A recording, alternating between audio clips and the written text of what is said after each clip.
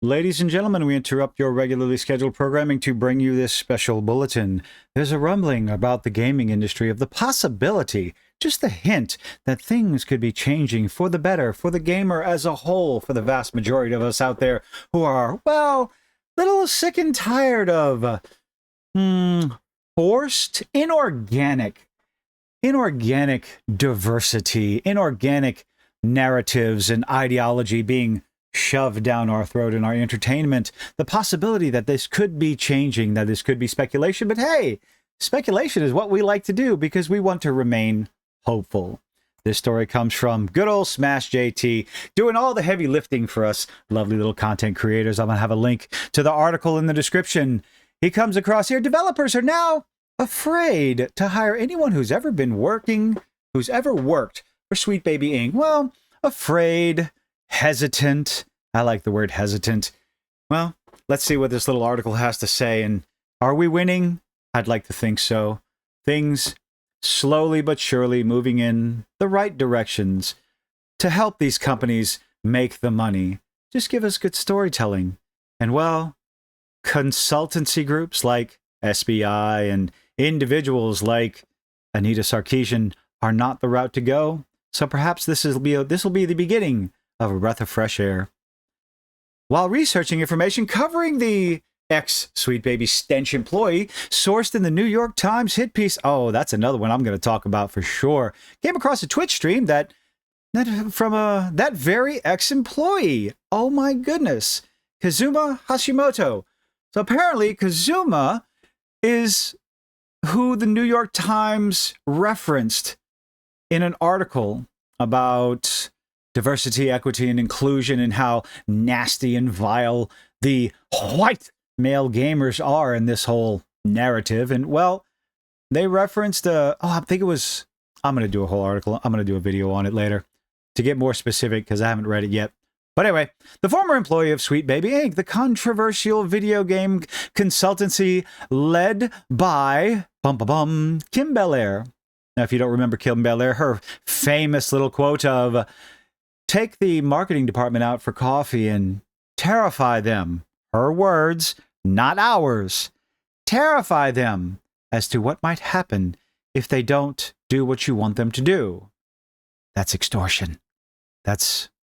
Yeah, not good. But we're the bad guys. Anyway, the info found in this stream gives us a clear picture of just how the tides are shifting in favor of gamers and industry professionals pushing back against the DIE-driven narrative that has been insidiously seeping into the game development over the past few years. Developers are rejecting Sweet Baby Inc. Oh, Smash, I do hope this is true. If we get more and more reports about this coming out, that would be fantastic. During the Twitch stream, Hashimoto begrudgingly discussed his struggle to find work after his stint at Sweet Baby Inc. He strikes me as a fairly tepid individual. Really? Never judge. We don't judge that part. Of course we do. Especially when you are responsible or party to the destruction of the hobbies that we love, that we hold near and dear. You're struggling to find a job because you worked for the vile, putrid, disgusting consultancy group Sweet Baby Inc. Oh no, let me find the smallest violin. He strikes me as a tepid individual, whatever. We're going to point and laugh. Admitted that many developers are now hesitant to hire him due to his association with the company. He explained how potential employers have asked him outright. Wow. A quote from the video, from the stream. Are we going to get harassed for hiring you? And I think that really sucks. No, they're not going to get harassed. They're going to be questioned, and they're going to be, well, essentially their products are going to be blacklisted because we're not interested in the nonsense anymore. If you see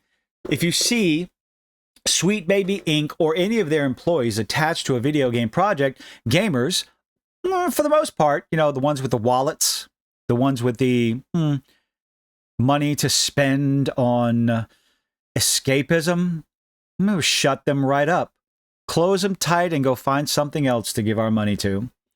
This gets wild, but to kick off with that quote, it highlights the very real concerns that game developers now have, well, we hope they have, perhaps maybe with this continuous backlash and the lost profits over and over again.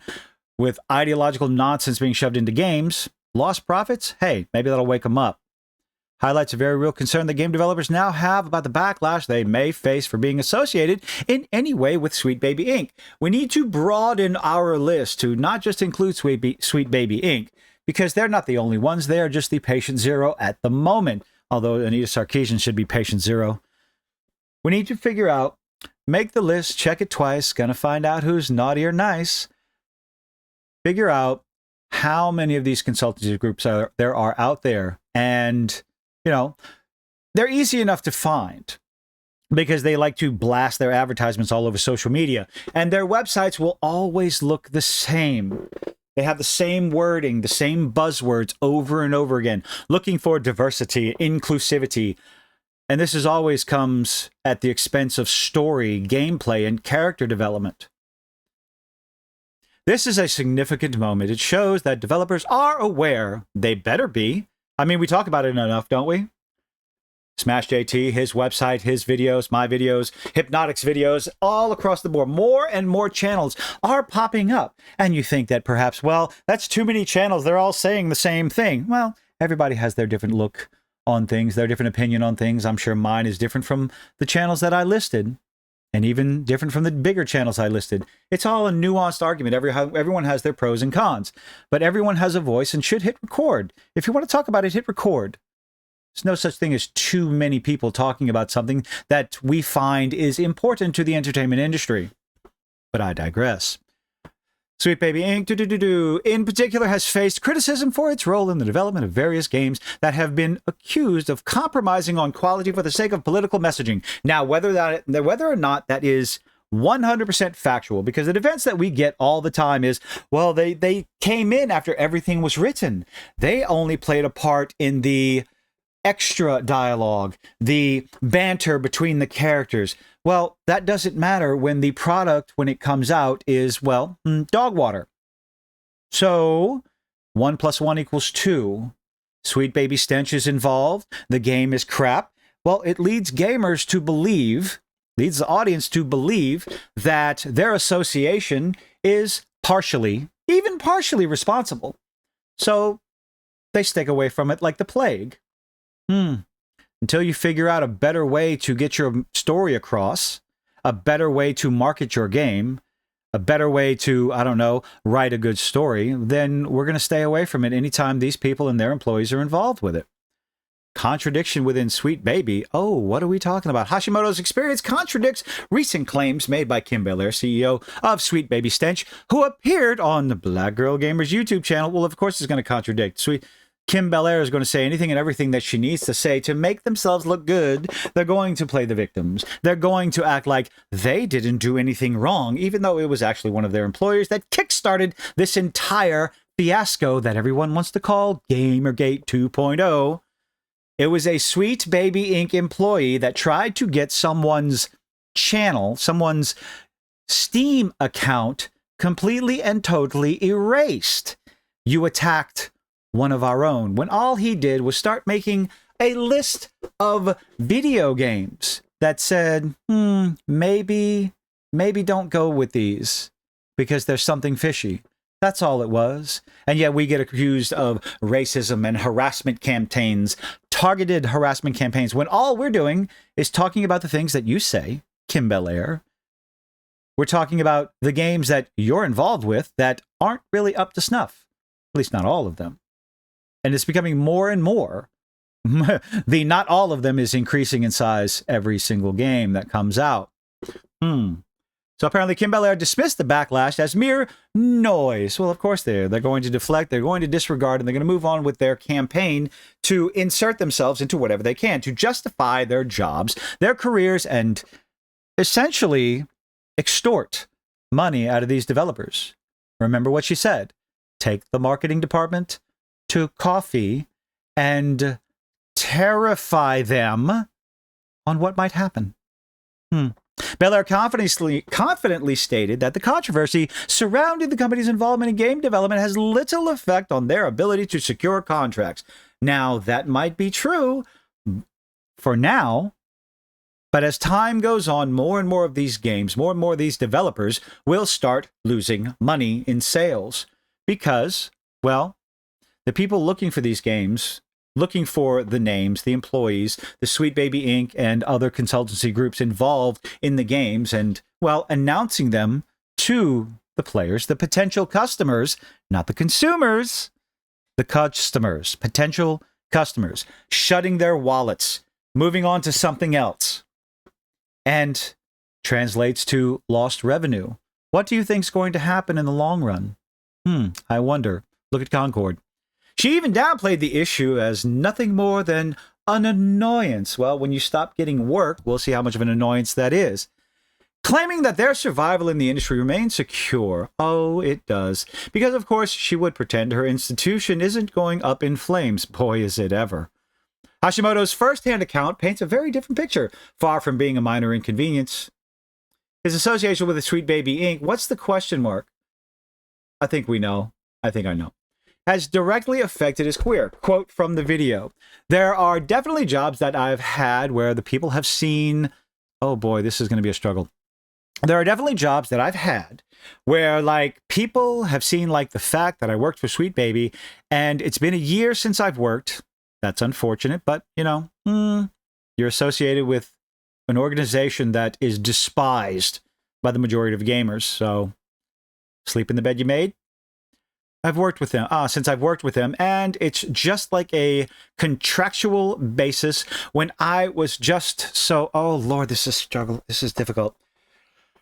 It was just like a contractual basis when I was so just like periodically for like a couple of years. Oh my goodness, people talk like this.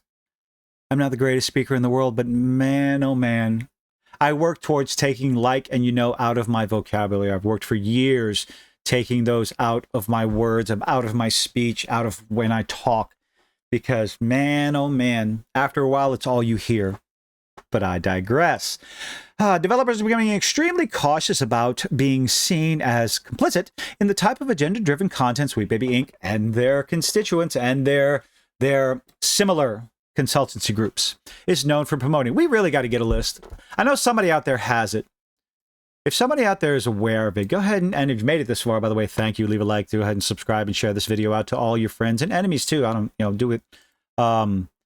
Leave me a link to the list if you can find it before I do. Another quote, this is going to be painful. Oh my goodness. That instead of like, we'll protect our employee, the employer, or the potential person giving you the contract will be more concerned about that than protecting their employee. Okay, I'm going to try this again. This is a direct quote, apparently. Smash, this better be a direct quote because this is hurting me. This is hurting my brain.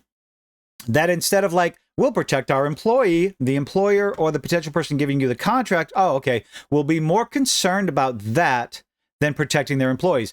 Oh, you mean they're more concerned about their reputation. They're more concerned about the negative press you will bring to their project than they are about a potential employee. Because you are not their employee yet. You are a gig contract possible employee that they're going to do a little background check on you and find out, oh, you did work for a consultancy group pushing DIE nonsense that, well, our potential customers don't want to have anything to do with. So honestly, can you blame them? What is it their side has been calling it? Consequence culture? I'll be straight up with you. Ain't it a bitch when karma comes and bites you in the ass? That's about as direct as I can get. Karma, sweet, sweet karma. There is no bias. There is no prejudice. There is no, well, I don't know if hesitancy is the right word. Karma is patient. Karma will wait. But karma will get you eventually. Skepticism here is a direct response to the growing frustration from gamers who have repeatedly, oh boy, repeatedly, ad nauseum, voiced their displeasure with forced, and this is a very important part, forced diversity initiatives that often lead to subpar gaming experiences. This was brought up on a live stream today. Thank you, Stuttering Craig, for bringing this to my attention. Forced diversity. This is something I also bring up when I talk about this nonsense. Inorganic, the word I love to use, and I'm sure you're getting tired of hearing it, but I absolutely love it. Verisimilitude. I love the word. It's a wonderful word. Verisimilitude, the believability of what's being put in front of you. And what companies like Sweet Baby Inc. are forcing in there, this forced diversity, forced inclusion into a story. When it doesn't make sense, it is lacking verisimilitude. And when there is lacking in believability, it takes the players out of the experience, out of the game, out of the TV, out of the movie. And whether you notice it right away or not, it will affect your judgment of the product. When it feels right, when it makes sense. Magic in Lord of the Rings, the fact that Legolas can see for miles and miles and miles. You believe it because, well, that's the rules the universe is built on you. In Dungeons & Dragons, the ability to bring someone back from the dead. It's established in the world. There are gods in that universe that can do those things, which is why having an adventurer in a wheelchair doesn't make any sense. It has nothing to do with representation. It has to do that it does not make sense in the rules of the world that you are being presented with. Let's continue. But yes, the forced diversity, the forced inclusion, it affects your enjoyment of the piece of entertainment. And again, 9 times out of 10, what ends up happening is when it is forced, it is at the detriment to the story, the detriment of the characters, the detriment of the world building. And of course, we get on to Ubisoft and Assassin's Creed Shadows. Let's see. Oh, there's more. Admitted that Japanese players were annoyed with Assassin's Creed Shadows, but I thought, hold on. Wasn't there a report that came out recently that said, it was mostly Westerners using Google Translate? Let's see what the quote says. Again with the likes. And people are annoyed with some of the inconsistency and issues with Shadows. Well, you mean like the architecture and the whatever, which is like the buildings. Which is like the buildings and stuff being wrong and certain clothing and whatnot, right? Or the fact that the art team basically stole a sign from a reenactment troupe in Japan. And that's exactly pretty common because when you're working with such a large team of artists, sometimes they're sort of given the direction to Google things and people make mistakes. Yeah, but when you don't own up to it and you try to get away with it, maybe, I don't know, do better. Do a little bit more than just a simple Google search and picking up the very first option that's given. It's more like you're working with a team of people that speak multiple different languages. Oh, we're going to use the language barriers as an excuse. Okay, maybe fair enough. Benefit of the doubt. Whether or not they can communicate with each other is an issue. How is communication an issue when we're talking about Japanese architecture and clothing versus Chinese architecture and clothing? I don't believe it when you say that is a lost in translation issue. Or stealing where is it? I just saw it. When you're talking about the reenactment troupe, it's right there in front of my face. You stole a sign from a reenactment troupe. How can you going to tell me that's a lost in translation issue? I find it difficult to believe you. Or do we give them the benefit of the doubt? You decide. And it's just become part of game development. Oh, so plagiarism is just part of game development. Not doing your due diligence when you're researching architecture for feudal Japan is just part of game development. None of this gets any better whatsoever. I'm going to go ahead and finish up there. Link to the article for sure. Go give Smash JT some traffic. Definitely for sure, guys. Do you think, I'll pose this to the I'm just going to say chat, whatever. To the comment section. You're welcome, Steve. Here's my question to the comment section, to the viewer. Thank you for making it this far. I do appreciate it. Do you think this is a turning point? Do you think this is a move in towards the positive, to making the product better, to making sure these so-called consultancy groups, these actual grifters, these extortionists, to be blunt, getting them out of the industry and actually moving towards getting more entertainment, more entertaining games, more entertaining world building. Entertaining. I'm going to say one more time, entertaining. But anyway, let me know what you think in the comments section down below. Leave a like, leave a dislike. Do all those nifty little things us YouTubers beg you to do. And I hope to see you on the next one.